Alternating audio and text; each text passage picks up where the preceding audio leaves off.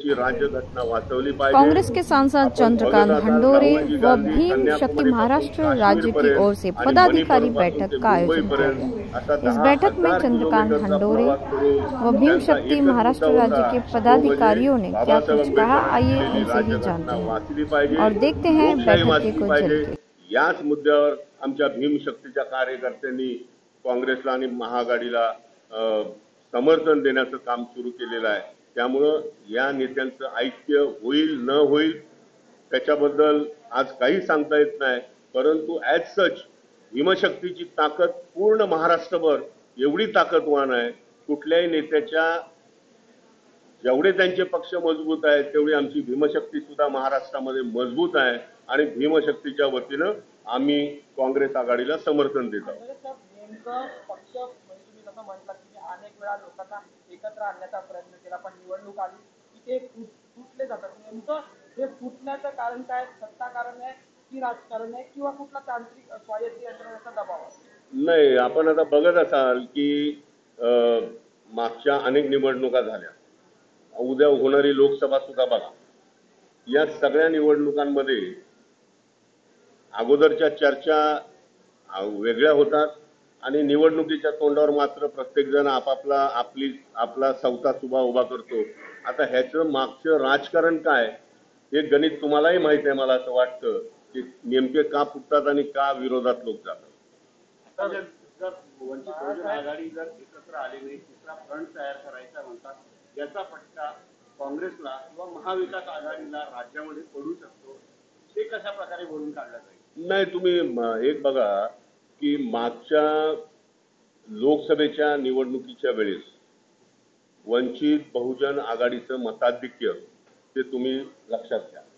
त्यांना त्यावेळेस मिळालेली 2019ला मिळालेली मतं, त्यानंतर विधानसभेच्या निवडणुकीमध्ये त्यांच्या आमदारांना मिळालेली मतं, याची जर टक्केवारी आपण काढली तर ती फारच कमी झालेली दिसते आणि त्यामुळे मला वाटत नाही की यावेळेस वंचित आघाडीचा आमच्या काँग्रेस पक्षाला काय फटका मिळेल।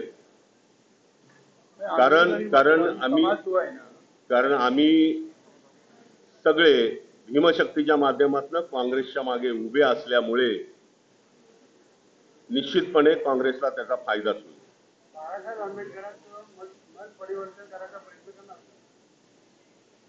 बाळासाहेब आंबेडकर तुम्हाला चांगले माहिती आहेत।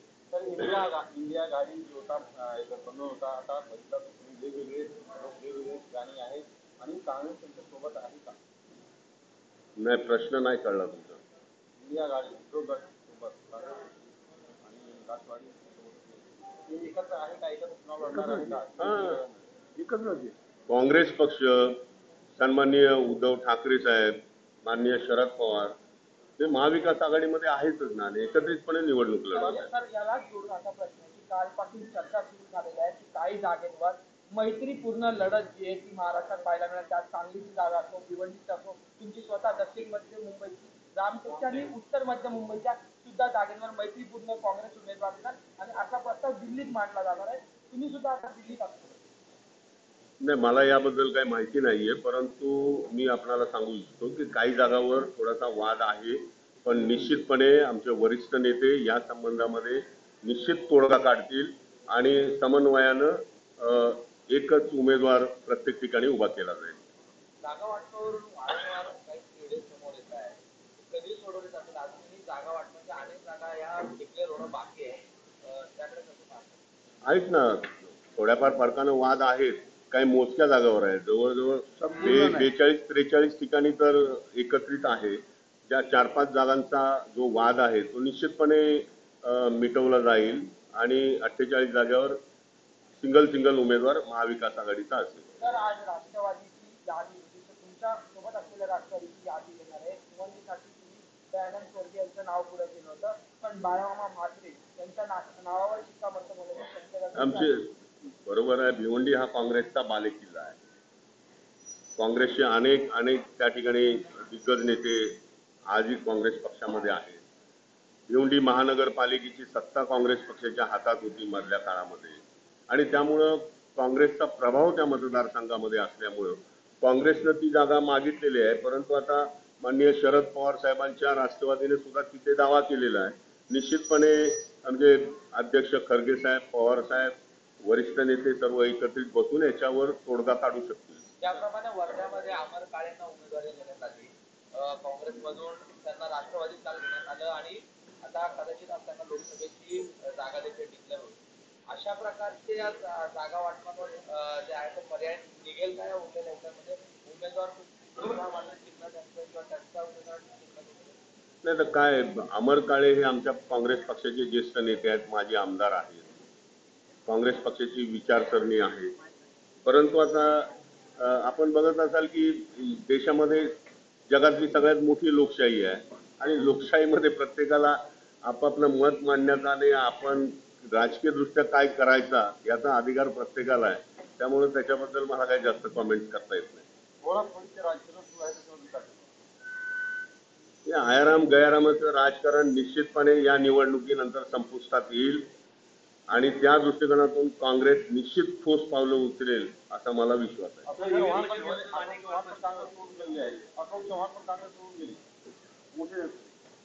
आता ते का गेले पत्रकार मित्रांना चांगलं माहिती आहे, त्यामुळे मी काही कॉमेंट्स करत नाही. परंतु गेले ते एका अर्थी चांगलं झालं, आमचा पक्ष थोडासा स्वच्छ झाला.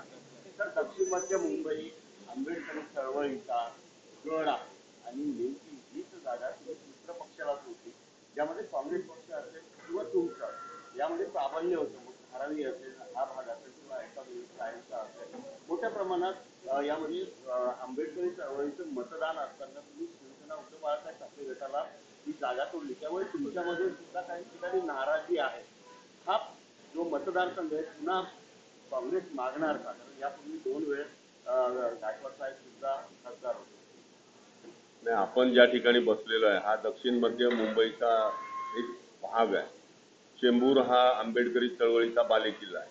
मागासवर्गीयांची प्रचंड मतदान या मतदारसंघामध्ये आहे, त्यामुळे मी काही कॉमेंट्स करत नाही. परंतु गेले ते एका अर्थी चांगलं झालं, आमचा पक्ष थोडासा स्वच्छ झाला.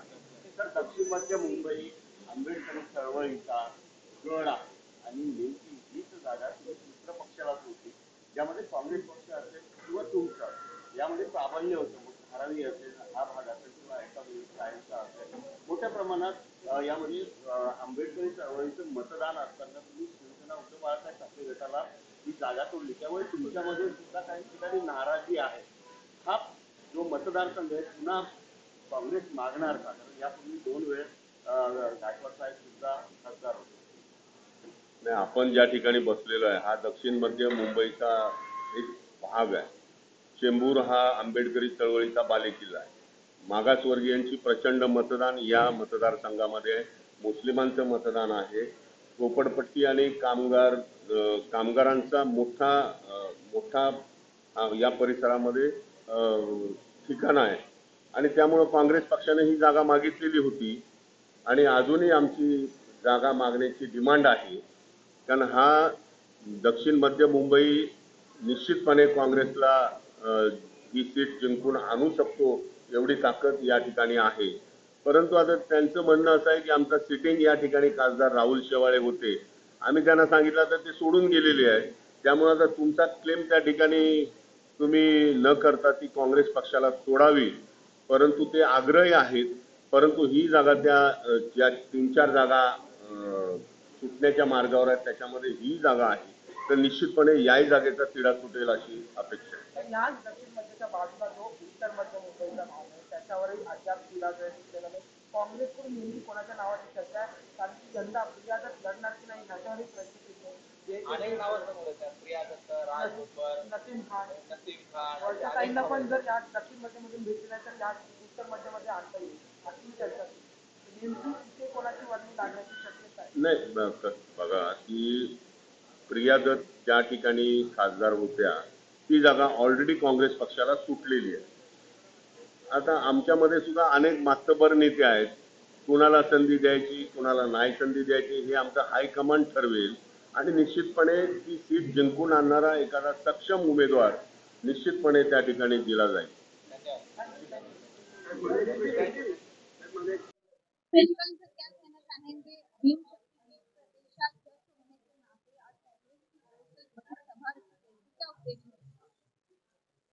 आज जो यहाँ महाराष्ट्र प्रदेश कार्यकारिणी की बैठक doctor Baba Saheb Ambedkar college grand Nalanda hall में हो रही है, इस बैठक में हमारे संस्थापक अध्यक्ष खासदार चंद्रकांत हंडोरे साहब इनके अध्यक्षता में ये बैठक हो रही है। इस बैठक में पूरे महाराष्ट्र से, पूरे विभाग से, हमारे महाराष्ट्र के 6 विभाग है, तो 6 विभाग से पूरे लोग आए हैं। नागपुर विभाग से आए, विदर्भ विभाग से आए, नागपुर पूर्व पश्चिम से आए हैं, उत्तर महाराष्ट्र से आए, पश्चिम महाराष्ट्र से आए हैं, बम्बई के 2 विभाग है, कोकण विभाग से लोग आए। ऐसे पूरे महाराष्ट्र से लोग यहाँ भीम शक्ति के बैठक में आए। आज भीम शक्ति की बैठक इसलिए बुलाई क्योंकि अभी जो लोकसभा का माहौल चालू है, इस माहौल में भीम शक्ति ये संगठन है, हमारा ऑर्गेनाइजेशन है, एक पॉलिटिकल पार्टी नहीं। इस ऑर्गेनाइजेशन का किसके साथ हम साथ काम करेंगे, कौन से पार्टी के साथ काम करेंगे, इसके लिए हम ये बैठक बुलाई है। इस बैठक में माननीय खासदार चंद्रकांत हंडोरे साहब इनके आदेश के ऊपर और कार्यकर्ता के जो मन में आया वो कार्यकर्ता ने बता दिया है कि हम जिस वक्त कांग्रेस के साथ, इंडिया अलायंस के साथ हम काम करेंगे और उसके साथ हम रहेंगे, क्योंकि इंडिया अलायंस ने खरगे साहब जो राष्ट्रीय नेता है, राष्ट्रीय कांग्रेस के अध्यक्ष है, सोनिया जी गांधी, राहुल जी गांधी, नानाजी पटोले, रमेश बिस्ला जी, जिन लोगों ने हंडोरे साहब को राज्यसभा के खासदार बनाए, तो इस वक्त हर भीम शक्ति के कार्यकर्ता का फर्ज होता है, जो लोगों ने हमें न्याय दिया है उनके साथ रह के काम करना यह हमारा फर्ज रहता है। इसलिए हमने कांग्रेस के साथ, इंडिया अलायंस के साथ काम करने का भीम शक्ति ने निर्णय लिया। संविधान बचाओ और वो संविधान जो राहुल गांधी ने, संविधान के सम्मान में राहुल गांधी मैदान में हमने जो घोषवाक्य किया था, क्योंकि राहुल गांधी संविधान न्याय देने का काम कर रहे हैं, संविधान के तहत संविधान बचाने का काम कर रहे हैं, और जो पार्टी भारतीय जनता पार्टी संविधान को खत्म करने की बात करती है, तो इस वक्त हम भारतीय संविधान बचाने के लिए राहुल जी गांधी इनके नेतृत्व में जो पार्टी चल रही है, कांग्रेस पार्टी, इसको हम साथ देंगे। राहुल गांधी आगे बढ़ो, हम तुम्हारे साथ हैं। राहुल गांधी आगे बढ़ो, हम तुम्हारे साथ हैं। हंडोरे साहब आगे बढ़ो, हम तुम्हारे साथ हैं। हंडोरे साहब आगे बढ़ो, हम तुम्हारे साथ हैं। नाना पटोले साहब आगे बढ़ो, हम तुम्हारे साथ हैं। सोनिया गांधी आगे बढ़ो, हम तुम्हारे साथ हैं। जय भीम, जय भीम, जय भीम, जय भीम। चलो, थैंक। माझं नाव संजना कांदोलकर आहे। मी गोव्यावरून आली आहे। मी एक उपाध्यक्ष आहे आणि मी आज माजी चंद्रकांत सर हंडोळे यांनी आज मीटिंग घेतली आहे आणि आम्ही इकडं आलो आहे की पाहिल्यानंतर आम्हाला छान वाटलं आहे आणि आमचं ते काम जोरात आहे, जे सामाजिक संघटनाचं, ते असं जोराने चालू राहावं आणि लोकांना काहीतरी न्याय मिळावा हीच आमची इच्छा आहे। जय भीम।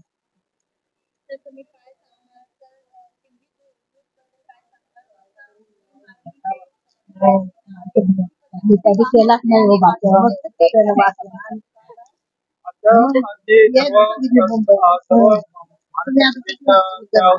आता बघूया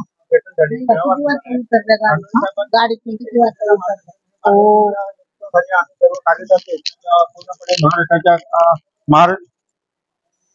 पूर्णपणे कार्यकर्त्यांनी जे जल्लोषामध्ये केलं, साहेबांचं जे स्वागत केलंय, कारण का त्यांचं पहिलं अभिनंदन आम्ही करतो की ते आपल्या खासदार झाले, राज्यसभेचे खासदार झाल्यामुळे, आणि याच्यापूर्वी सुद्धा साहेब समाज कल्याण मंत्रीपद त्यांनी भूषवलेलं आहे, मुंबईचं महापौर पद भूषवलेलं आहे, आणि अशा प्रकारचं नेतृत्व आपल्या या बहुजन समाजाला मिळालं असल्यामुळे आम्हाला त्याच्याबद्दल फार आनंद वाटतो। आणि या माध्यमातून आपली सामाजिक भीमशक्ती जी संघटना आहे, जी बाबा